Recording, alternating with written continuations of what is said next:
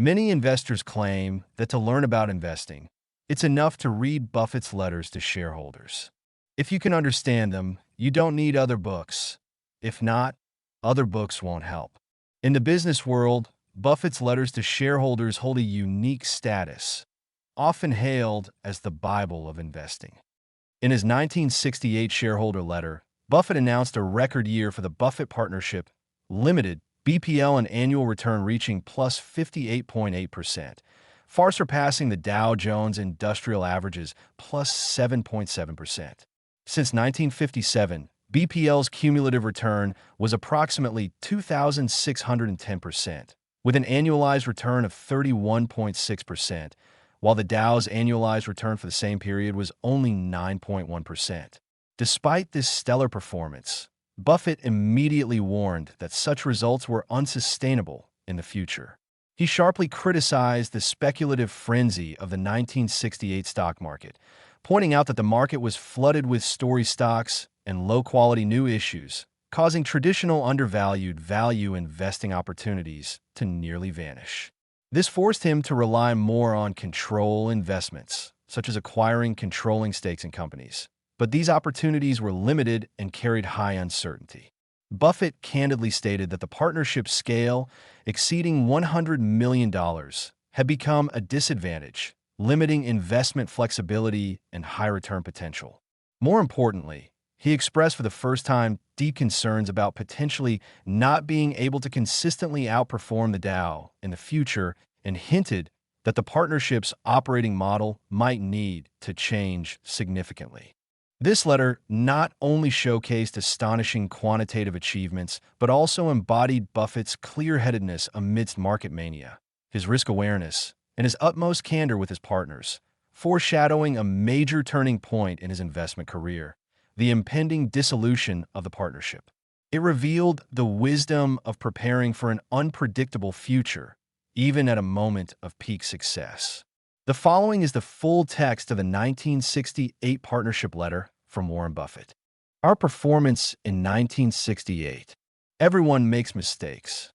At the beginning of 1968, I felt prospects for BPL performance looked poorer than at any time in our history. However, due in considerable measure to one simple but sound idea whose time had come, investment ideas, like women, are often more exciting than punctual. We recorded an overall gain of $40,032,691. Naturally, you all possess sufficient intellectual purity to dismiss the dollar result and demand an accounting off performance relative to the Dow Jones Industrial Average. We established a new mark at plus 58.8% versus an overall plus 7.7% for the Dow, including dividends which would have been received through ownership of the average throughout the year. This result should be treated as a freak like picking up 13 spades in a bridge game. You bid the slam, make it look modest, pocket the money, and then get back to work on the part scores that we will also have our share of hands when we go set. The following summarizes the year-by-year performance of the Dow. The partnership before allocation, 1/4 of the excess over 6%, to the general partner, and the results for limited partners. On a cumulative or compounded basis, the results are investment companies.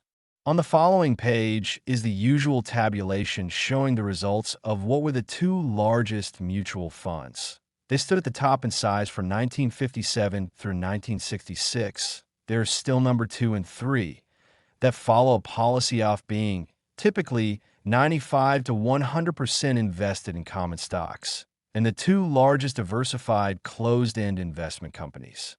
It is interesting that after 12 years, these 4 funds, which presently aggregate well over $5 billion in account for over 10% of the investment company industry, have averaged only a fraction of 1 percentage point annually better than the Dow. Some of the so-called go-go funds have recently been rechristened no-go funds.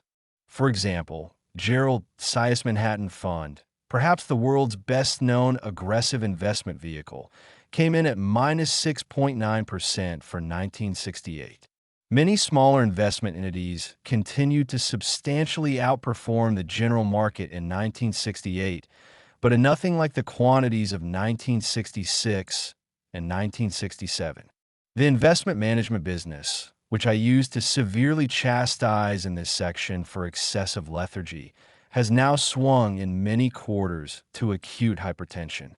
One investment manager, representing an organization with an old established name you would recognize, handling mutual funds aggregating well over $1 billion, set upon launching a new advisory service in 1968. The complexities of national and international economics make money management a full-time job.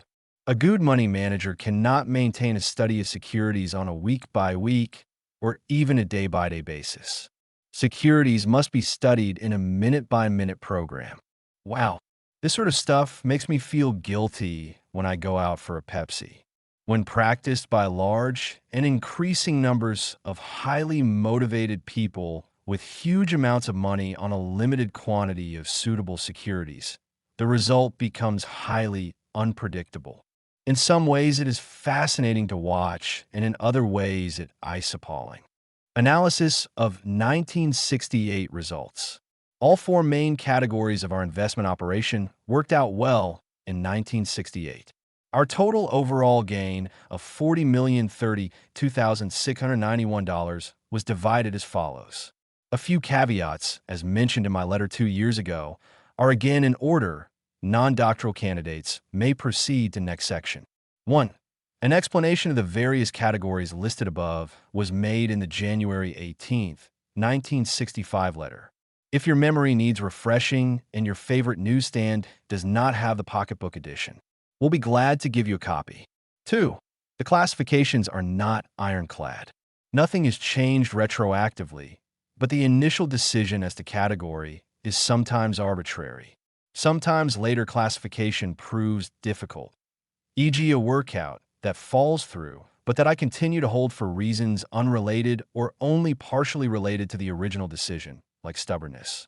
3. Percentage returns calculated on the average investment base by category would be significantly understated relative to partnership percentage returns, which are calculated on a beginning investment base.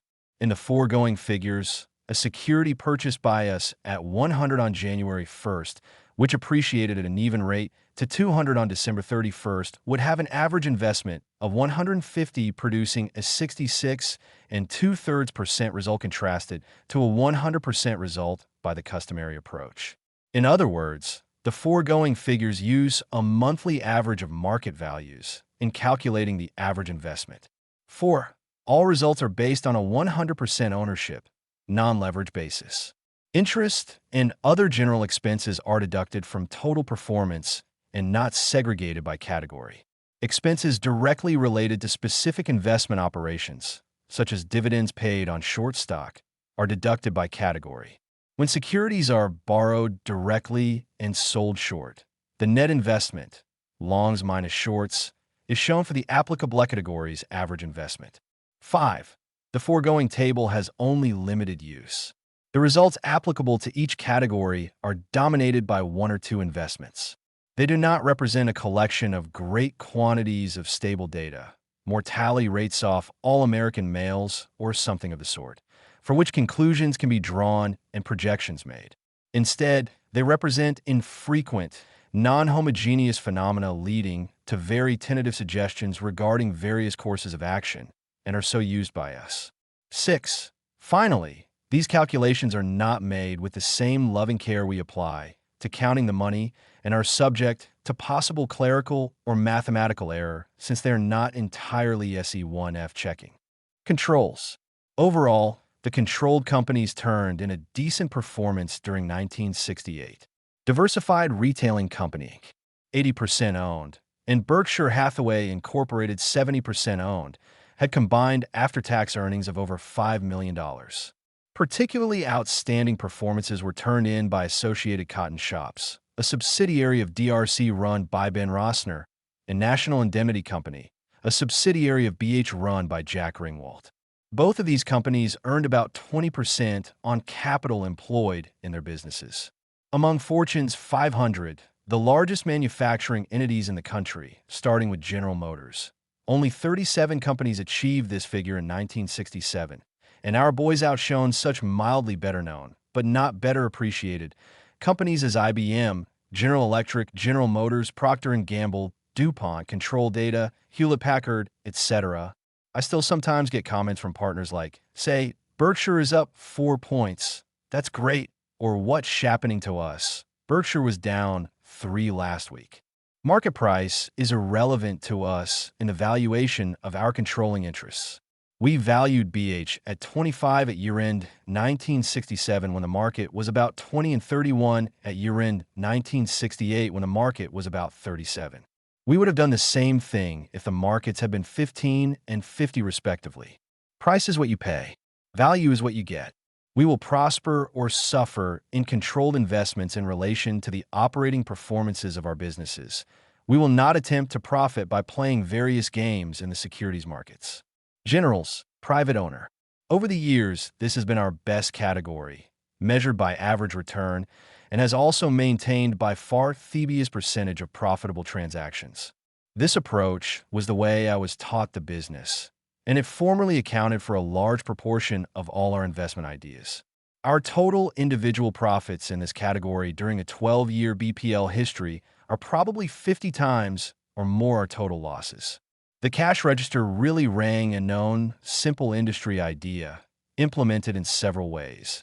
In this area in 1968, we even received a substantial fee, included in other income in the audit, for some work in this field. Our total investment in this category, which is where I feel by far the greatest certainty regarding consistently decent results, is presently under $2 million, and I have nothing at all in the hopper to bolster this.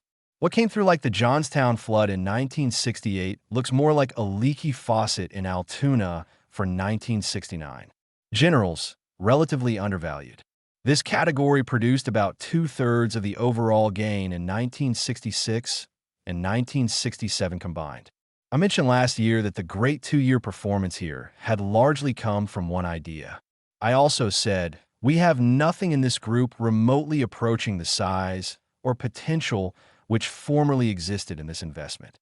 It gives me great pleasure to announce that this statement was absolutely correct. It gives me somewhat less pleasure to announce that it must be repeated this year. Workouts. This category, which was a disaster in 1967, did well during 1968. Our relatively heavy concentration in just a few situations per year. Some of the large arbitrage houses may become involved in 50 or more workouts per annum. Gives more variation in yearly results than an across-the-board approach. I feel the average profitability will be as good with our policy, and 1968 makes me feel better about that conclusion than 1967 did. It should again be stated that our results in the workout area, as well as in other categories, are somewhat understated compared to the more common method of determining results computed on an initial base figure and utilizing borrowed money, which is often a sensible part of the workout business. I can't emphasize too strongly that the quality and quantity of ideas is presently at an all-time low. The productive the factors mentioned in my October 9th, 1967 letter, which have largely been intensified since then. Sometimes I feel we should have a plaque in our office like the one at the headquarters of Texas Instruments in Dallas, which reads, "We don't believe in miracles, we rely on them." It is possible for an old, overweight ball player whose legs and batting are gone to tag a fastball in the nose for a pinch-hit home run, but you don't change your lineup because of it. We have a number of important negatives operating on our future, and while they shouldn't add up to futility, they certainly don't add up to more than an average of quite moderate profitability. Memorabilia. As one of my older friends says, nostalgia just isn't what it used to be. Let's take a stab at it anyway. Buffett Associates Limited, the initial predecessor partnership, was formed May 5th, 1956 with 7 limited partners, 4 family, 3 close friends, contributing $105,000, and the general partner putting his money where his mouth was by investing $100. 2 additional single-family limited partnerships were formed during 1956, so that on January 1st, 1957 combined net assets were $303,726. During 1957, we had a gain of $31,615.97, leading to the 10.4% figure shown on page 1. During 1968, I would guess that the New York Stock Exchange was open around 1,200 hours, giving us a gain of about $33,000 per hour. Sort of makes you wish they had stayed with the 5.5-hour, 5-day week, doesn't it? Or roughly the same as the full-year gain in 1957. On January 1st, 1962, we consolidated the predecessor limited partnerships, moved out of the bedroom, and hired our first full-time employees. Net assets at that time were $7,178,500. From that point to our present net assets off $104,429,431, we have added one person to the payroll. Since 1963, assets $9,405,400. Rent has gone from $3,947 to $5,823. Ben Rossner would never have forgiven me if I had signed a percentage lease. Travel from $3,206 to $3,603. And dues and subscriptions from $900 to $994. If one of Parkinson's laws is operating, at least the situation hasn't gotten completely out of control. In making our retrospective survey of our financial assets, our conclusion need not parallel that of Gypsy Rosalie, who opined, when reviewing her physical assets on her 55th birthday, "I have everything I had 20 years ago. It's just that it's all lower." Miscellaneous. Although the investment environment is difficult, the office environment is superb.